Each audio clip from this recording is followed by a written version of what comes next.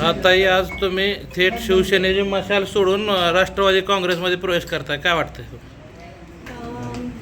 राष्ट्रवादी काँग्रेस पक्ष आणि मशाल ह्या दोन्ही पक्षांची विचारधारा एकच आहे आणि ही जी विचारधारा आहे ती एकच ठेवण्यासाठी मी आज राष्ट्रवादीमध्ये प्रवेश केला आहे. आपण कुठंतरी आपण प्रचंड आशावादी होतात, आशावादी असलेल्याच पक्षामध्ये आलात, पण दुसरीकडं तुम्ही ही प्रचंड आत्मविश्वासाने ही निवडणुकीला सामोरं जाणार होतात. असं काय कुठं राजकीय दबाव वगैरे तुम्हाला आला की जेणेकरून तुम्ही उबाटाची एबी फॉर्म असलेली उमेदवारी माघारी घेताय आज? राजकीय दबाव असं काही म्हणता येणार नाही. राजकीय दबाव अजिबात माझ्यावरती नाही आहे.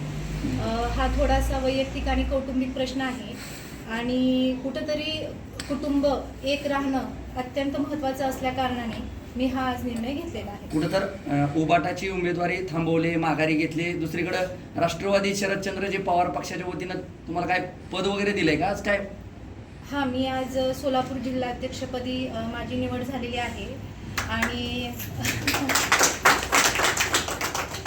माझी जी कार्यप्रणाली आहे आणि मी जे ध्येय आणि उद्दिष्ट ठेवून मी या ठिकाणी उतरले होते ते ध्येय आणि उद्दिष्ट मी काय किंवा भारत आबा काय आम्ही एकच आहेत आणि आम्ही दोघं मिळून ती उद्दिष्ट ध्येय आणि मी जी ठरवलेली कार्यप्रणाली आहे ते आम्ही दोघं मिळून पूर्ण करू. कुठं तर तुम्ही सांगताय की भारत आबा कौटुंबिक नातं आहे तुमचं, मग हे कौटुंबिक नातं अगोदर देखील होतच की, मग इथपर्यंत तुमची मदत कसं काय, उमेदवारी कसं काय अर्ज दाखल केला? उमेदवारी अर्ज दाखल कशासाठी केला? कुठेतरी मला असं वाटत होतं की सक्षम महिला म्हणून मला संधी मिळावी, पण आता ह्या संधीमुळं जर काही गोंधळ होत असेल तर तो गोंधळ मला नाही पाहिजे आणि भारत आबा आमचेच आहेत आणि मी भारत आबांची मुलगीच आहे. त्याच्यामुळं कुठेतरी हा कौटुंबिक वाद वाढत जाऊ नये आणि आमची जी पण उद्दिष्ट आहेत आणि ध्येय आहेत आणि जी आमची धोरणं आहेत ती एकच असल्या कारणाने हे धोरणामध्ये कुठंतरी फूट पडू नये, त्याच्यामुळं आम्ही सगळ्यांनी एकत्र येण्याचा निर्णय घेतला. तर तुम्ही